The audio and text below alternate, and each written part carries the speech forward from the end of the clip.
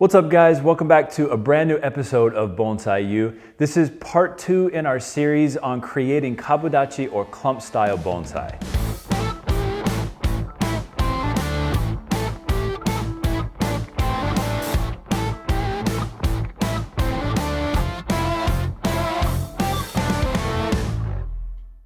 Now before you jump into this episode here, I recommend that you check out part 1 of this series, so I will put a link in the description down below, so make sure you check that out. Now in this particular episode, what I want to do is talk about the developmental process behind this Kabudachi style Japanese maple bonsai.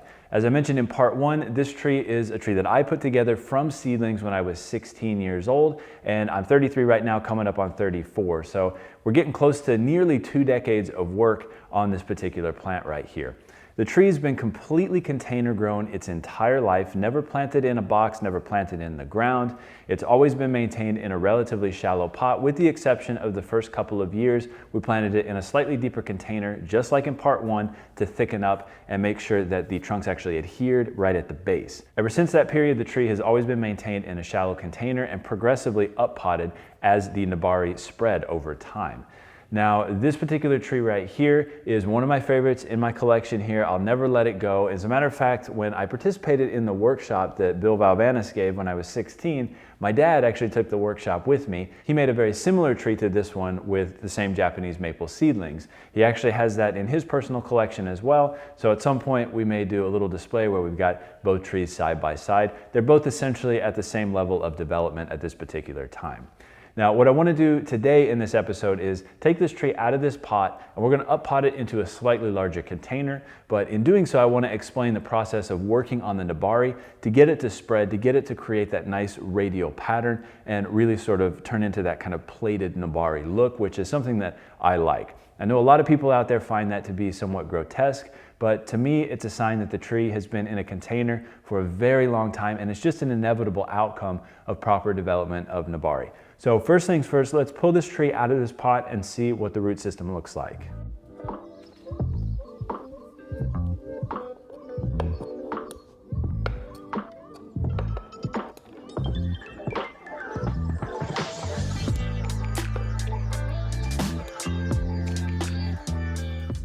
Okay, so as you can see, the tree is in desperate need of repotting. It's a very tight, fine mat of roots, and this would be what I would consider to be root bound, essentially.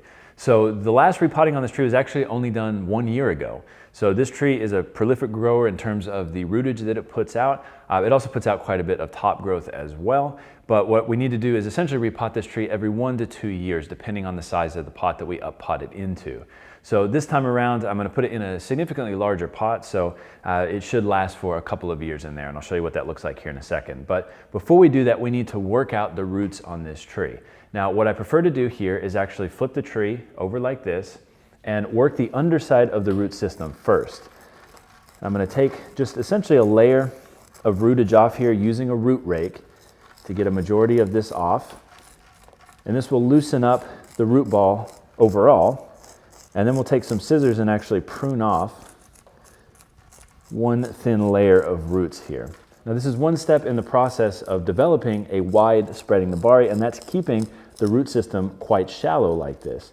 If we allow the roots to grow deeply, the tree is maybe likely to grow a bit faster, but it's not going to put out that radial spreading nabari. It's going to put out thicker trunks. So depending on what your personal goal is, that may be something that you want to consider in terms of putting it in a deeper pot if you want a thicker trunk, for example. But for me, this radial nabari, this flat sort of spreading, plated nabari with thin trunks is what I'm going for with this particular plant right here. All right, now that we've got sort of one half done, I'm going to flip the tree over. We're going to do the other half just to make this consistent here. The goal here again is to make this flat. So after I get this worked out a little bit, I want to feel the root system and make sure that there's no areas that are kind of bulging out. This feels pretty good actually, that's pretty flat there. So what we'll do next is take our scissors here and prune the underside of the root system. And I've sat on the wrong side of the tree right now. These are actually right-handed scissors. I'm right-handed, I've got them in my left hand, so I'm gonna move to the other side of the tree to cut the roots here to make this easier for myself. So let's roll the tree back over here. Now again, I'm not trying to shave off the layer of roots necessarily. I just want to take off the longest ones here to begin with. Just a very light cut. We're going to do that consistently across the whole bottom of the root system here. Again, to keep it as flat as possible and as consistently flat as possible across the whole base. All right, that feels pretty good. Let's get this soil off of here. So the next step here is going to be to work out the periphery of the root system here, again with the root rake. Now with this, what I want to do is work away from the nabari, kind of out in an outward direction. So we're going to start sort of just on the top, lightly here, raking some of this stuff out, trying not to tear too many of the roots as we go, mostly just to work this stuff out here. All right, so we got a little bit of tangled roots going on over here. Part of that is the entwinement with the moss that's causing that to happen. So it looks like I'm probably tearing more than I actually am here. But again, we're working from the base of the tree, essentially out here. And again, just around the periphery of the root ball to begin with.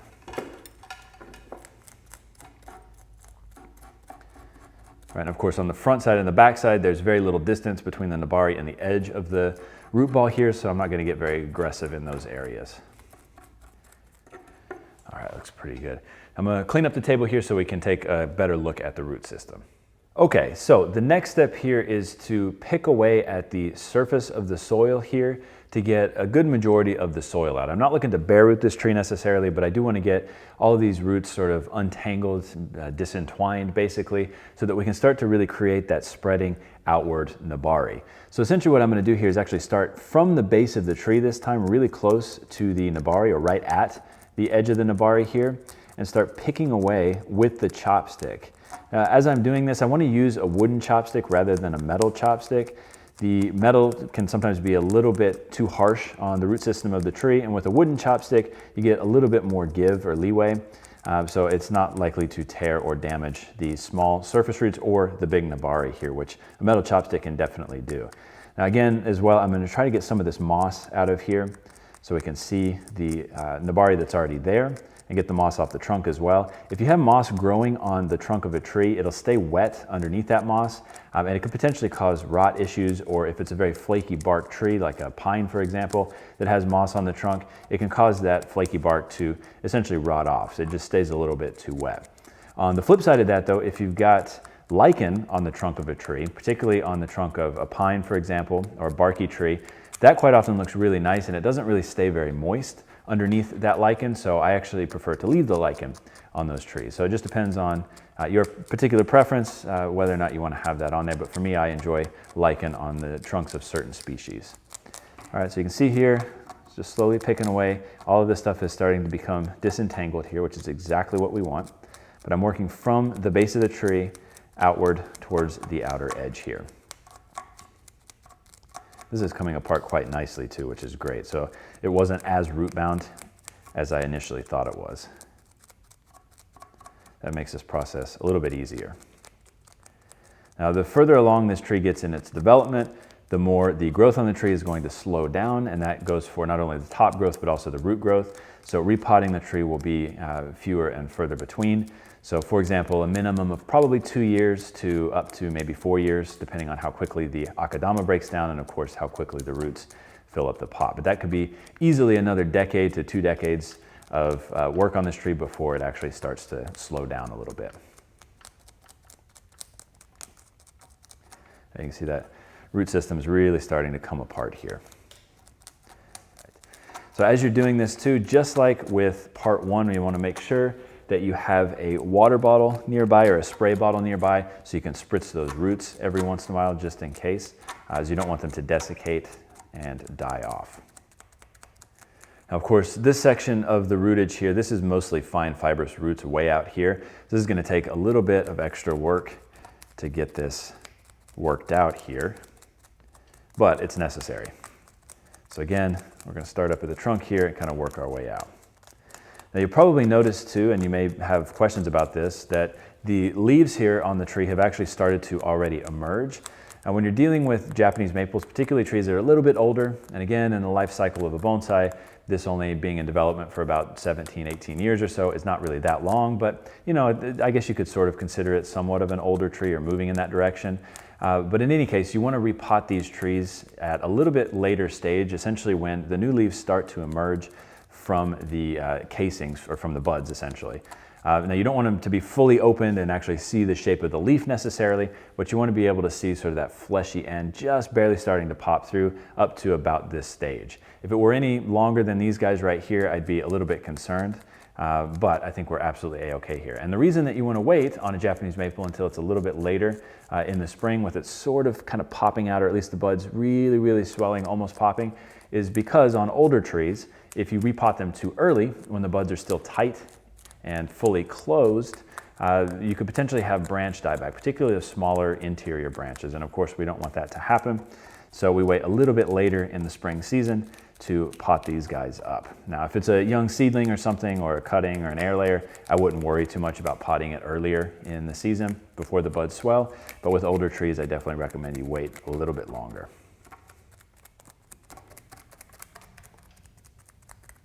All right, now that we've worked the roots out to about this degree here, I've gotten a majority of the soil off out around the outer periphery, and I've aerated the internal portion here just a little bit. This is actually becoming, quite a nice matted area of nabari in here, which is exactly what I want. So I'm not looking to, really hardcore aerate back up into this area. It's already sort of melding together, and there's really no way to aerate that. Now, the next step here is to come out to the outer periphery here and actually cut back some of the extra long roots here. And just based on how this tree was potted in the last container, you can see on the left side of the tree here, this is that elongated section of rootage here. These had a lot more space to grow than the front and back, or even the right side of the tree. So I want to push this area back over here to be about the same consistent distance from the trunk as everything on the right side here to create a sense of balance. So essentially I'm going to go through and basically just cut off the ends of the roots here. And as you're doing this, you want to make sure that you're using very sharp scissors so that you're not damaging the roots as you go. And I'm not cutting these all the way back to that compacted portion of the root system here. I still want these to kind of dangle and hang off the end here so that we can work some of that new soil into those areas when we repot it here in just a few minutes. All right, so we remove this here. That looks pretty good. I'm going to cut just a fraction off of the other side here to get a little bit of balance. That looks pretty good. All right, now the next step is to look at the surface here and cut off roots that are kind of overlapping or in the wrong spot. So for example, we've got this root right here that's coming from the interior, crossing over this nice piece of nabari right here. This is really not going to look good in the long run, and it's really not going to look good to reposition it over here because we already have roots in this area here that are going to take over. So a root like this, we'd go through and remove. Same situation here. This root coming up out of the top here, it's in a weird location. We've got better, already well-developed nabari underneath. So this will come off. Now, if you look out over here as well, these roots, because they were allowed to grow and elongate this last year, have really thickened up, but they've thickened up too quickly relative to the other roots that are also about the same distance from the trunk. So I want to weaken these guys just a little bit more right here. And what we can do is cut these roots back to a bifurcation. All right, so there is a little bitty fine hair root right there. We can cut that one back to there. The one right next to it, there's some fine fibrous roots a little further up. So we'll cut that one back. This guy here's a little bit thick as well with fine fibrous roots just below it. So cut that one back as well. We'll work a little bit more of that soil out of here. All right, we want to treat the entire top of the root system like that. So when we got roots like this that are growing up and over the top, which are competing with our nice nabari down below, we'll get rid of those. Thicker roots like this will come off. Again, crossing roots come off. Roots that are growing back up in towards the trunk, we'll want to remove as well.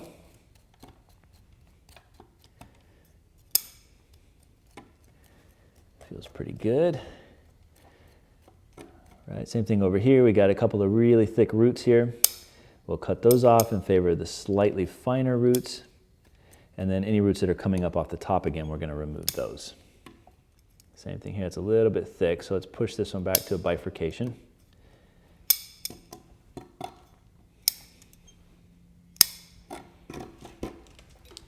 right? So that feels pretty good for the time being. All right, so now that we've worked that out, I want to flip the tree over one more time, look at the base of the tree one more time, and we're going to rake that out just a little bit more and see if we can find any thick, heavy roots on the underside of the root pad. All right, so let's rotate this backwards again and just see the underside one more time. We'll work this out slightly more. Because we worked the top with the chopstick previously, that has loosened the underside here just a little bit more. So we can take essentially another layer of soil off of here without damaging the roots too much. Now you'll notice here on the underside, we really don't have any heavy roots. I've been working those back consistently for the last 16, 17, 18 years. So we really don't have much underneath there. But if we were to run into heavy roots, we would want to cut those off. I want to show you here, it's probably hard to see in the video, but that's actually the underside of the tree, the base of the tree where they fuse together. So each year what I would do is cut back closer and closer to that to try to essentially expose this area to make the roots grow out rather than down. Because normally trees obviously are going to have a taproot. They're really going to want to put that taproot down into the soil. But as we learned in part 1 of this series, we removed the taproot right from the beginning. But we want to consistently keep cutting back to the underside here to make sure that we're forcing the roots out in a lateral fashion. So now that we've opened this area back up, I'm going to cut just a few more of these extra long roots off of here, and then we'll be ready to pot this guy up. Okay, so this is the pot that I'm going to be up potting the Japanese maple into. This is a tokoname pot from Japan. It's a little bit large, but like I said, I want to up pot this for expansion of that nabari and growth of the nabari. And the nice thing too is this is very, very shallow. So we're going to be able to plant the tree very shallow in here and promote that lateral growth. Now you'll notice that I put mesh on all of the holes here. I've got 2 tie-in wires, which should be plenty for this tree. And we're using, again, I think this is a 2.5 mil tie-in wire here, which is pretty standard for a tree of this size. Now with a shallow pot, they don't drain very well. So what we're going to do is put a little bit of heavier particle soil just over the holes, and then we're going to use that same 3/16 inch particle size that we used in part 1. Again, it's 50% akadama, 25% kiryu, and 25% lava rock. It's an aoki blend. So let's get this set up, and then we're going to work the tree into its new pot.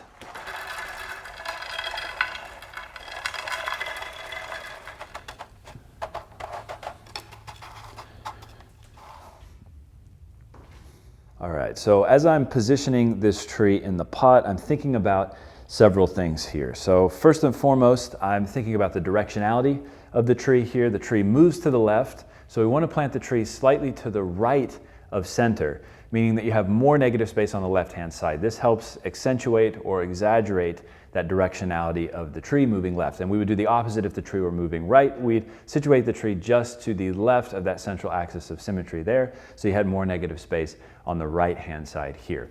So I feel like that looks pretty good right there. Now, of course, we want to wiggle the tree in a little bit so there are no air pockets beneath the tree. And again, from the side, you also have to consider that you want the tree to be just slightly behind that central axis of symmetry. We want to be able to have a little bit more sort of open negative space in the front, makes the tree feel more expansive, like it can breathe a little bit more. So I feel like that looks pretty darn good. And then the last thing here, when you're viewing the tree from the side, you want the main trunk here to be leaning slightly forward to give a sense of sort of power, like a domineering sense to the tree, like it's larger than it actually is. So I think that that is basically in the right position right there. So let's lock the tree into place with the wire, and then we will backfill it with soil. All right, so as I'm tying the tree in here, I want to make sure that we're not going up over the top of the really nice sort of well-developed nabari here. Just want to go out and around the outer edge here. And if you really feel like you're crushing this, you could take a piece of a chopstick, for example, or a piece of bamboo and actually jam it up under the root system and then have the 2 ends of the wire meet on top of that. But in the case of this tree, I think we're going to be a-okay just to go over a little bit of the outer edge of the nabari here, because the root system is so flat. We really don't have to yank on this too tightly here. It's not going to be much of an issue in terms of the tree wiggling or wobbling in the pot. So I'm just going to lightly pull and twist on this, and that should take care of it right there. Got a few extra roots here that are kind of sticking out, so let's cut those off. All right, and we're going to cut the end of this back to make it look a little cleaner. All right, we'll pull and twist this down so it's kind of out of the way right there.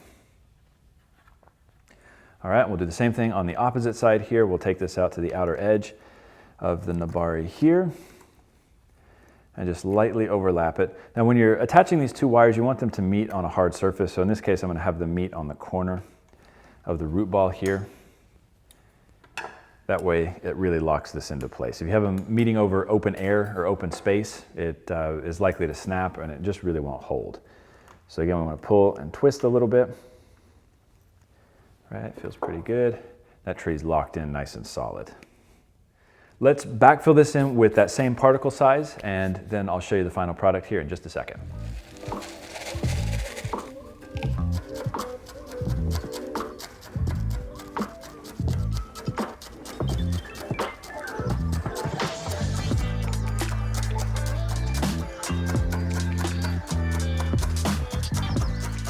All right, so here you have it. This is the final product for this particular episode of Bonsai-U.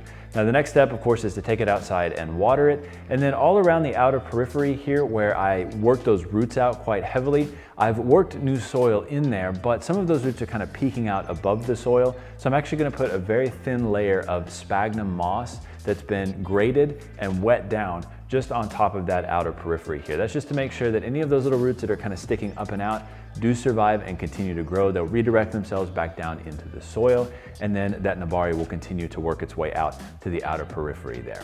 I want to thank you guys so much for checking out this episode of Bonsai-U. Let me know in the comments down below if you like this kind of content, if you want to see more things like this going forward. And of course, make sure to like and subscribe if you like what we do here. And if you really want to support us, you can click on the link in the description down below. It'll bounce you over to my website, and you can make a donation there to help Bonsai-U going forward. Thank you guys so much again for checking out this episode, and we'll see you next time around. Take care.